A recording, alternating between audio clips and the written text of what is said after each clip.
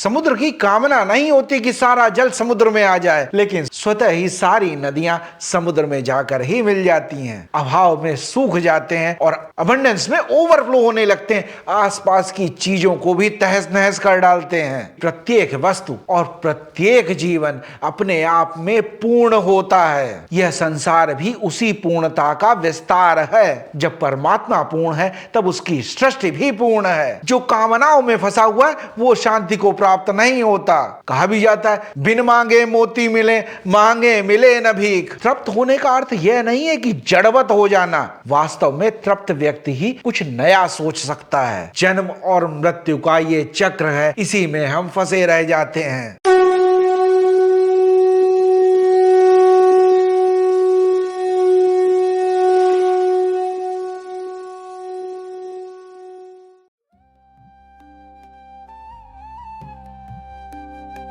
धर्मो रक्षते रक्षिता। नमस्कार दोस्तों, आप सभी लोगों का बहुत बहुत स्वागत है धर्म क्षेत्र के इस प्रोग्राम में। भगवान कृष्ण की स्तुति के साथ इस एपिसोड की शुरुआत करते हैं। ओम सच्चिदानंद रूपाय विश्वोत्पत्त्यादि हेतवे तापत्रय विनाशाय श्री कृष्णाय वयम नमः। अब तक हमने श्रीमद् भगवद गीता के दूसरे अध्याय के 69वें श्लोक तक चर्चा की। मननशील व्यक्ति, संयमी व्यक्ति किस तरह से संसार को एक रात की तरह देखता है। वह उन सभी सांसारिक विषयों के प्रति उदासीन बना रहता है जिनके प्रति अधिकतर लोग भाग रहे होते हैं। हम सभी लोग जो सांसारिक चीजों को पा लेने के लिए, कुछ सुख सुविधाओं के संसाधन जुटा लेने के लिए जो दिन रात प्रयासरत रहते हैं, उन सभी संसाधनों को ही हम अपनी उन्नति का, अपनी प्रसन्नता का, अपनी समृद्धि का सिंबल समझते हैं। हमारी पूरी चेतना इन्हीं चीजों को पाने के लिए लगी रहती है। लेकिन स्थित प्रज्ञ व्यक्ति की दृष्टि में ये सब कुछ व्यर्थ है। ये उसके लिए अंधकार जैसा है, अज्ञान जैसा है। इसलिए वो इनके प्रति उदासीन बना रहता है, सोया बना रहता है। प्रश्न उठता है, ऐसे व्यक्ति जब सांसारिक चीजों के संपर्क में आते हैं, क्योंकि रहना तो इसी संसार में है, इस संसार में रहते हुए भी उससे डिटैच कैसे हो जाते हैं? कैसे उनका जीवन चलता है? कैसे वे भटकते नहीं है? कैसे उनका मन शांत बना रहता है हर परिस्थिति में? हमने तो जैसे ही कोई एडवर्टाइजमेंट देखा, मन में उसको पाने की आकांक्षा जागृत हो जाती है। कोई आइसक्रीम का एडवर्टाइजमेंट देखा, तुरंत वो फ्लेवर की आइसक्रीम खाने के लिए हम चल पड़ते हैं। लेकिन स्थित प्रज्ञ व्यक्ति किस तरह से अपने आप को संसार में इंगेज करता है और डिटैच करता है, इसी बात को भगवान कृष्ण श्रीमद् भगवद गीता के दूसरे अध्याय के 70वें श्लोक में बताते हैं। आपूर्यमाणम अचलम प्रतिष्ठम समुद्रमापः प्रविशन्ति यद्वत् तद्वत् कामः यं प्रविशन्ति सर्वे स शान्तिम आपनोति न काम कामी। इस श्लोक में स्थित प्रज्ञ व्यक्ति की तुलना समुद्र से की गई है। जैसे समुद्र अपनी सीमाओं में बंधा रहता है, कुछ ज्यादा पानी आ जाए तो बढ़ नहीं जाता, कुछ कम पानी आ जाए तो सूख नहीं जाता। उसी तरह से स्थित प्रज्ञ व्यक्ति भी विषयों को भोगते हुए भी उन विषयों से अलग बना रहता है, उनमें फंसता नहीं है और शांत बना रहता है। यह उदाहरण मांडुक्योपनिषद से लिया गया है। आपूर्यमाणम, जो सब ओर से परिपूर्ण है, भरा हुआ है, भरपूर है, तृप्त है। अचल प्रतिष्ठम, विचलित नहीं होता, घटता या बढ़ता नहीं है, बदलता नहीं है, अचल है, सदैव एक भाव में स्थिर है। समुद्रमापः प्रविशन्ति यद्वत्, आपः कहते हैं पानी को, प्रविशन्ति कहते हैं प्रवेश करता है। यद्वत्, जिस तरह से सभी ओर से पानी समुद्र की तरफ बढ़ता है, सभी छोटी बड़ी नदियां सब इकट्ठा होकर समुद्र में ही जाकर गिरती हैं। समुद्र की कामना नहीं होती कि सारा जल समुद्र में आ जाए, लेकिन स्वतः ही सारी नदियां समुद्र में जाकर ही मिल जाती हैं। गर्मी में तालाब, पोखर, झीलें, नदियां सब सूख जाती हैं, उनमें पानी खत्म हो जाता है। और जब बरसात आती है, खूब पानी बरसता है, तब तालाब ओवरफ्लो होने लगते हैं, झीलें ओवरफ्लो होने लगती लगती हैं, नदियों में उफान आ जाता है, नदियों में बाढ़ आ जाती है और अंत में वो सारा जल इकट्ठा होकर सब कुछ समुद्र में पहुंच जाता है। लेकिन समुद्र में इससे कोई फर्क नहीं पड़ता, समुद्र में बाढ़ नहीं आ जाती, फ्लड नहीं आ जाता। समुद्र की अपनी सीमाएं हैं, समुद्र स्थिर बना रहता है, जैसा था वैसा ही बना रहता है, अचल बना रहता है। समुद्र में सारा पानी आ जाए तो भी ठीक और कुछ भी न आए तो भी ठीक, समुद्र वैसा ही बना रहेगा, उसकी कोई आकांक्षा नहीं है। समुद्र हर मौसम में एक जैसा ही बना हुआ है। लेकिन छोटे तालाब, नदियां, ये सभी परिस्थितियों के अनुसार बदल जाते हैं, अभाव में सूख जाते हैं और अबंडेंस में ओवरफ्लो होने लगते हैं, आसपास की चीजों को भी तहस नहस कर डालते हैं। लेकिन दूसरी तरफ समुद्र में सब जल आ जाने पर भी समुद्र अपनी मर्यादाएं नहीं लांघता, अपनी सीमाएं नहीं लांघता। समुद्र उस जल के आने से पहले भी परिपूर्ण था, जल के आने के बाद भी पूर्ण बना रहा, उसमें कोई परिवर्तन नहीं होता। यहाँ समुद्र की दो विशेषताएं बताई गई हैं। आपूर्यमाणम, जो परिपूर्ण है, अपने आप में कंप्लीट है, और अचल प्रतिष्ठम, और बहुत ज्यादा पा जाने के बाद भी ओवरफ्लो नहीं होता, ओवर एक्साइटेड नहीं हो जाता, तहस नहस नहीं कर देता। ईशावास्य उपनिषद का एक मंत्र है, ओम पूर्णमदः पूर्णमिदं पूर्णात् पूर्णमुदच्यते पूर्णस्य पूर्णमादाय पूर्णमेवावशिष्यते। यह मंत्र वास्तव में इसी सत्य को बताता है कि प्रत्येक वस्तु और प्रत्येक जीवन अपने आप में पूर्ण होता है। संपूर्णता, अनंतता और परम एकता की घोषणा करता है यह मंत्र। वह परमात्मा पूर्ण है, यह सृष्टि भी पूर्ण है। पूर्ण से जब पूर्ण की उत्पत्ति होती है तब भी वो पूर्ण ही रहता है, और पूर्ण से पूर्ण निकल भी जाता है तब भी वो पूर्ण रहता है। समुद्र में कोई फर्क नहीं पड़ता कि बहुत सा जल आ गया या थोड़ा भी जल नहीं आया, समुद्र पूर्ण है। स्थित प्रज्ञ व्यक्ति भी समुद्र की तरह ही होता है, पूर्ण भाव में स्थिर रहता है। भोग विलास की वस्तुएं मिल गई तो भी ठीक और नहीं मिली तो भी ठीक, उसकी अपनी कोई आकांक्षा है ही नहीं। पूर्णमदः, वह ईश्वर, वह ब्रह्म, वह परम चेतना पूर्ण है, उसमें कोई भी कमी, कोई भी अभाव की कल्पना भी नहीं की जा सकती। वह अनादि अनंत सर्वव्यापक है। पूर्णमिदं, यह संसार भी उसी पूर्णता का विस्तार है, उसी का प्रतिबिंब है जो ब्रह्म में निहित है। वही प्रत्येक अणु में विद्यमान है, वही चेतना पूरे ब्रह्मांड में है। कोई भी वस्तु अपूर्ण नहीं है, प्रत्येक वस्तु में ईश्वर का अंश है। पूर्णात् पूर्णमुदच्यते, जब पूर्ण से कुछ उत्पन्न होता है, पूर्ण से कुछ पैदा होता है, तब वो भी पूर्ण ही रहता है। जैसे एक दीपक दूसरे दीपक को जला देता है तो पहले की रोशनी कुछ कम नहीं हो जाती है। उसी परमात्मा से सृष्टि का विस्तार हुआ है। जब परमात्मा पूर्ण है तब उसकी सृष्टि भी पूर्ण है। सृष्टि की प्रत्येक रचना अपने आप में पूर्ण है। समस्त ब्रह्मांड अपने आप में पूर्ण है। ब्रह्मांड में व्याप्त वायु, अग्नि, जल, ये सभी पंच महाभूत, उनकी तन्मात्राएं, रूप, रस, गंध, स्पर्श, सभी अपने आप में पूर्ण है। समस्त काल, समस्त दिशाएं अपने आप में पूर्ण है। कुछ भी अपूर्ण नहीं है। यहाँ पूर्ण है समस्त विराट अपने आप में। इस प्रकार हम सब उस विराट के सूक्ष्म से भी सूक्ष्मतर कण होते हुए भी स्वयं में परिपूर्ण है। अगर एक बहुत बड़े वाटर टैंक से एक बूंद पानी लिया जाए तब भी हाइड्रोजन और ऑक्सीजन की कंपोजिशन वही बनी रहेगी। वाटर टैंक में था, उसमें H2O था, और जो एक छोटा कण लिया वो HO हो गया, एक हाइड्रोजन मिसिंग हो गया। ऐसा नहीं है, वो एक कण भी अपने आप में परिपूर्ण है। हम सभी उस पूर्ण का विस्तार हैं। पूर्णस्य पूर्णमादाय पूर्णमेवावशिष्यते, पूर्ण से पूर्ण निकालने पर भी पूर्ण ही शेष रह जाता है, क्योंकि सत्य, चेतना और आनंद का जो सोर्स है वो कभी घटता बढ़ता नहीं है। वह नित्य है, अखंड है, शाश्वत है, निरंतर बना हुआ है, अपरिवर्तनीय है। संसार में कोई वस्तु अधूरी है ही नहीं, सभी उस पूर्ण का ही विस्तार है। चाहे हम हो या प्रकृति हो, सभी उस परमात्मा का विस्तार है। अपने अंदर इस पूर्णत्व का भाव लाना ही आत्मज्ञान है और संतुष्टि का भाव है। आगे श्लोक में कहा गया तद्वत् कामा यम प्रविशन्ति सर्वे। पहली पंक्ति में कहा गया था यद्वत्, जिस तरह से, और यहां कहा गया तद्वत्, उसी तरह से। सभी तरह की कामनाएं, भोग विलास, विकार, विचार, परिस्थितियां स्थित प्रज्ञ व्यक्ति में ऐसे समा जाते हैं जैसे समुद्र में जल समा जाता है। और फिर आगे कहा गया सशांतिम आपनोति न काम कामी। यहाँ स कहा गया है स्थित प्रज्ञ व्यक्ति के लिए कि वो व्यक्ति ही शांति को प्राप्त होता है। जो कामनाओं में फंसा हुआ है वो शांति को प्राप्त नहीं होता। एक कामना पूरी नहीं हो पाएगी, दूसरे की प्लानिंग शुरू हो जाएगी। कामनाओं से घिरा हुआ कामी व्यक्ति पहले चीजों को पाने के लिए अशांत बना रहेगा। वो उन चीजों का आनंद भी नहीं ले पाता, उनके खो जाने के डर से परेशान बना रहता है, अशांत बना रहता है। दोनों ही परिस्थितियों में वो शांति को प्राप्त नहीं होता। लेकिन योगी भोगों में रहते हुए भी उनसे विरक्त बना रहता है, शांत बना रहता है, स्थिर बना रहता है। इसीलिए कहा भी गया है योग रतो वा भोग रतो वा संग रतो वा संग विहीनः यस्य ब्रह्मणि रमते चित्तम नंदति नंदति नंदत्येव।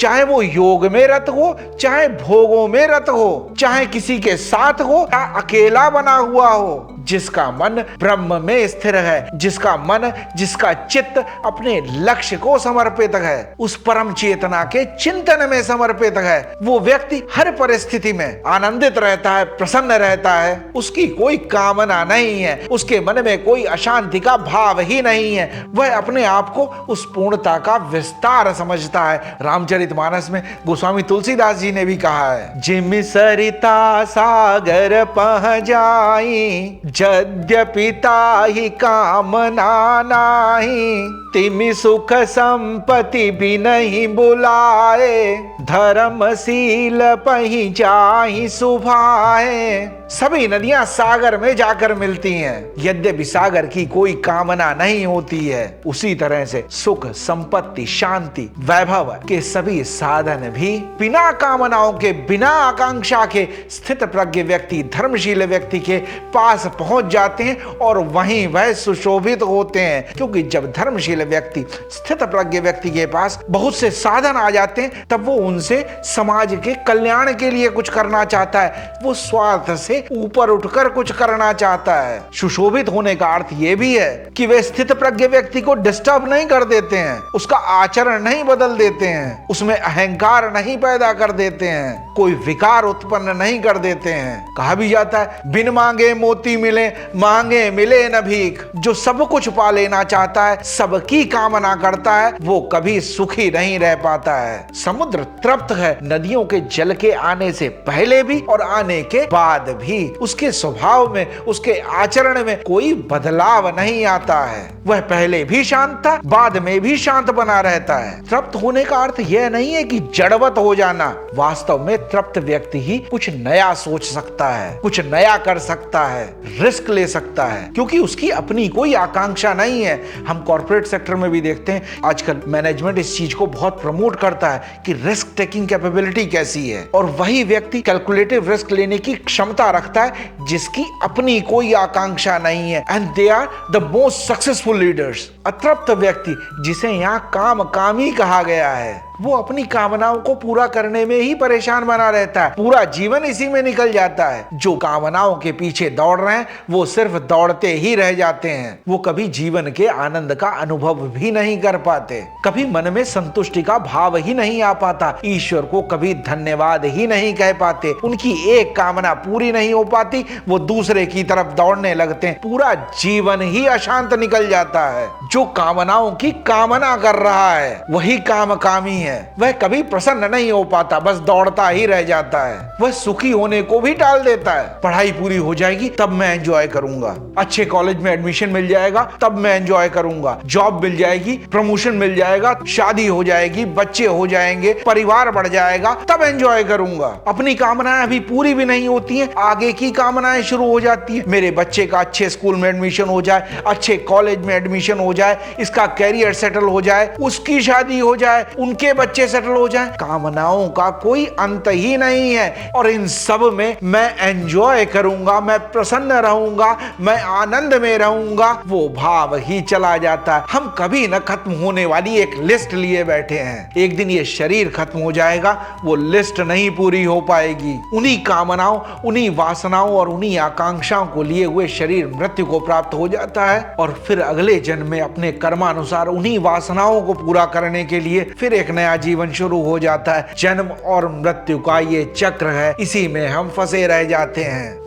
कामी व्यक्ति पाने के बाद भी अतृप्त बना रहता है और स्थित प्रज्ञ व्यक्ति कुछ भी न पाने पर भी तृप्त बना रहता है। यही दोनों में अंतर है। एक पाकर भी आनंद नहीं उठा पाता और एक नहीं पाकर भी आनंदित है। हम जब कुछ पा जाते हैं तब हम नदी नालों की तरह जोर से इतराकर अहंकार में आ जाते हैं। जिनके पास नहीं है उन्हें उपेक्षा की दृष्टि से देखते हैं। कई बार तो अहंकार में भरकर रावण की तरह सबका विनाश करने को निकल पड़ते हैं और जब अपनी इच्छा अनुसार चीजें नहीं मिलती हैं तब हम दीनहीन दुखी हो जाते हैं, बिल्कुल छोटे छोटे तालाबों की तरह, नदियों की तरह। लेकिन समुद्र में बहुत सा पानी आ जाने पर भी वो शांत बना रहता है और बिल्कुल भी पानी न आए तब भी शांत बना रहता है। वो सारे जल को मर्यादा में रहकर पचा लेता है। स्थित प्रज्ञ व्यक्ति को भी अगर सभी साधन मिल जाएं, बहुत सी वैभव की वस्तुएं मिल जाएं, तब भी वो उन्हें मर्यादा में रहकर पचा जाता है। जब कुछ भी नहीं मिलता तब वो दुखी दीनहीन नहीं हो जाता। समुद्र की तरह दोनों ही परिस्थितियों में शांत बना रहता है। जितना बड़ा सागर होता है उतना ही गहरा,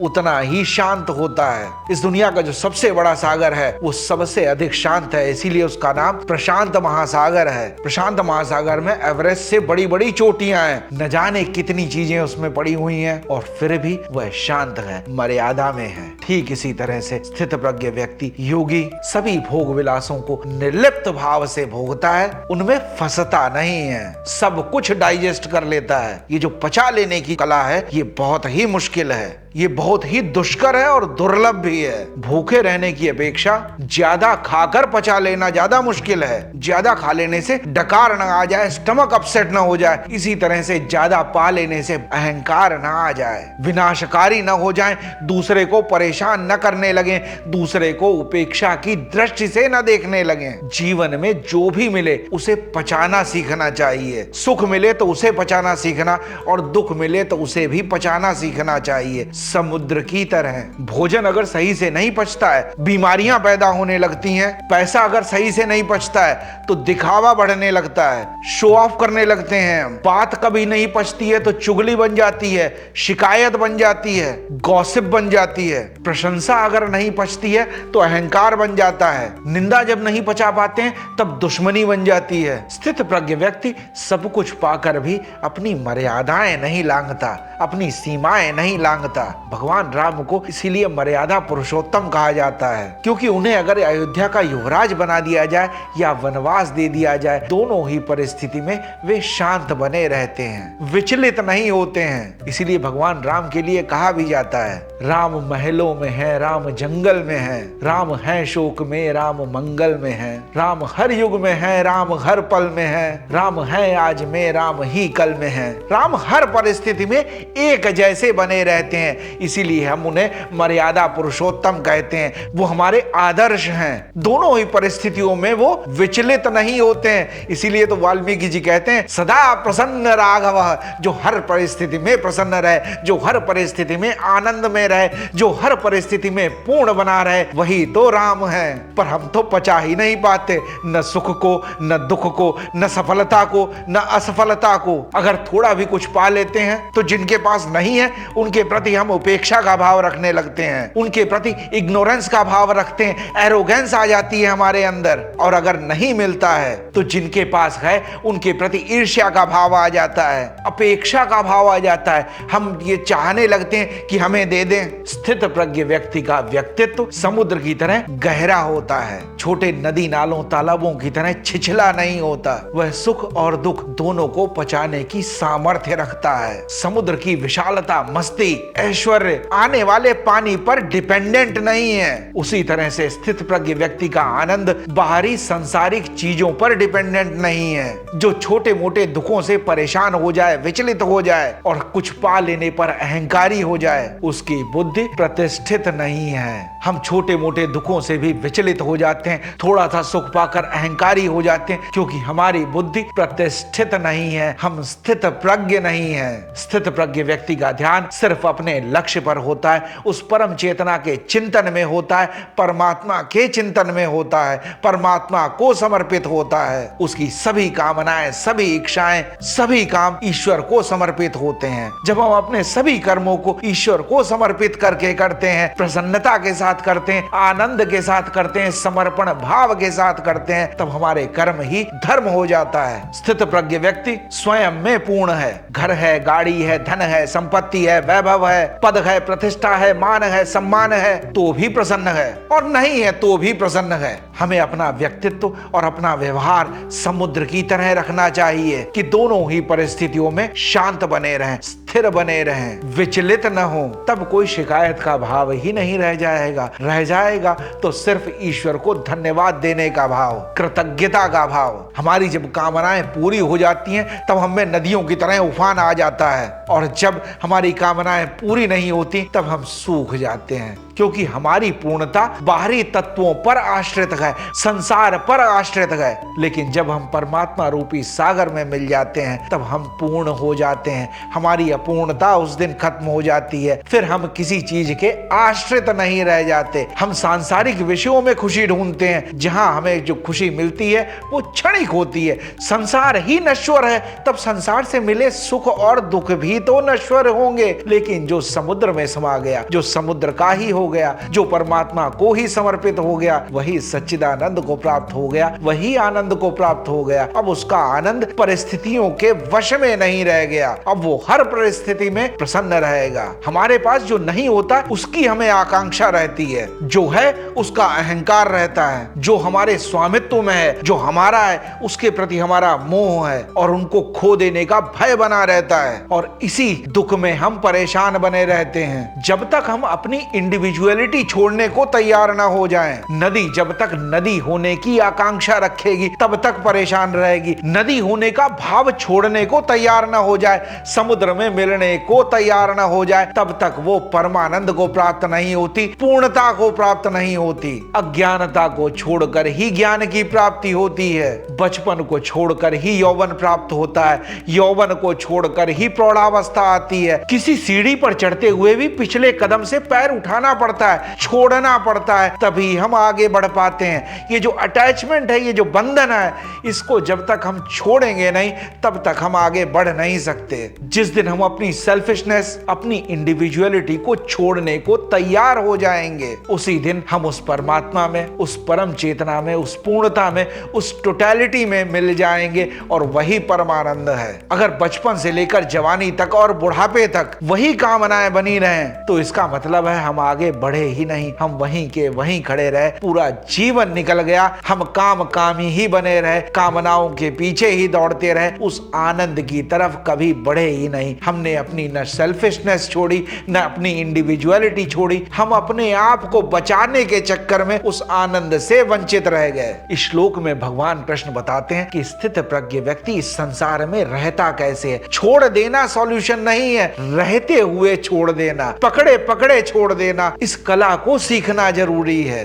आज भी अगर कोई बात अच्छी लगी हो, कोई प्रसंग अच्छा लगा हो, तो जरूर इस वीडियो को अपने मित्रों के साथ, अपने शुभचिंतकों के साथ, अपने परिवारजनों के साथ जरूर इस वीडियो को शेयर करें, वीडियो को लाइक भी करें। और अगर आप पहली बार इस चैनल पर आए हैं, तो इस तरह के और वीडियोस को देखने के लिए इस चैनल को सब्सक्राइब भी करें और बेल नोटिफिकेशन आइकन प्रेस कर दें, ताकि हर शुक्रवार को जब कोई नया वीडियो अपलोड हो तो आपको इसकी सूचना मिल जाए। और गीता सीखने की हमारी ये यात्रा यूं ही चलती रहे। आप लोग अपने कमेंट्स भी दीजिए, अपने सुझाव भी दीजिए और अपने प्रश्न भी दीजिए। ये सभी हमारी इस गीता सीखने की यात्रा में बहुत ही सहयोगी होंगे। ईश्वर की कृपा हम सब पर यूं ही बनी रहे, और समुद्र की तरह वो शांत भाव, वो संपूर्णता का भाव हमारे अंदर भी पैदा हो। जय श्री राम। धर्मो रक्षते रक्षितः।